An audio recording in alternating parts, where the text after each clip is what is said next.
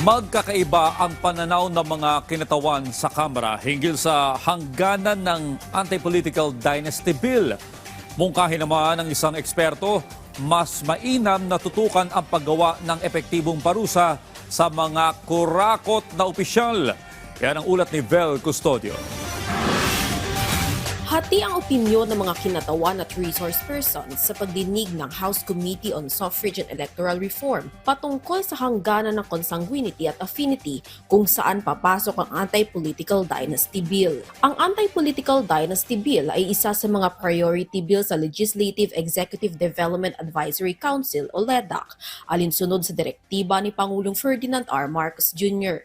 Mungkahi ni retired Supreme Court Associate Justice Antonio Carpio na dapat ipagbawal hanggang sa 4th degree consanguinity at affinity ang tatakbo sa political position sa magkaparehong probinsya at maging sa national level positions.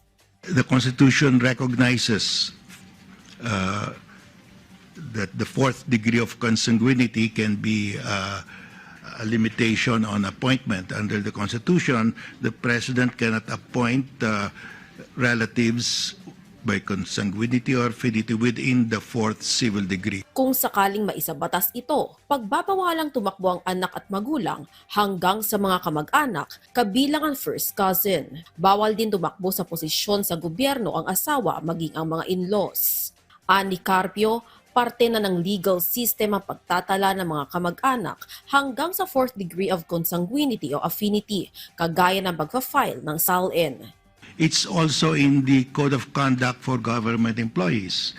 You cannot divest to relatives within the 4th civil degree. In terms of conflict of interest, you cannot divest. It's also in the Local Government Code. A local government official cannot appoint relatives within the 4th civil degree. Pabor naman dito si former Commission on Elections Chairperson Christian Monsod. Dapat aniyang ipatupad ang Anti-Political Dynasty Bill mula sa mga tumatakbo ng posisyon sa barangay hanggang sa national level. Pero mungkahi ni retired Supreme Court Senior Associate Adolfo Ascuna, mas madali ang magiging implementasyon ng Commission on Election sa Anti-Political Dynasty kung hanggang 2nd degree consanguinity o hanggang kapatid at apo lang ang pagbabawalan tumakbo sa political post.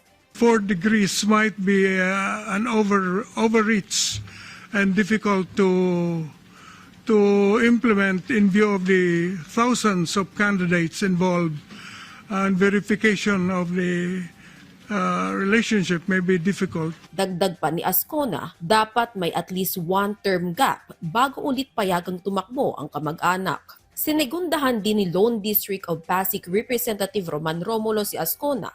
Giit ni Romulo, mahalaga sa pagsasabatas ng Anti-Political Dynasty Bill ay ang maiwasan ang political patronage. Kaya dapat aniya na mahigpit itong ipapatupad sa mayors, miyembro ng Kamara, senador at pangulo.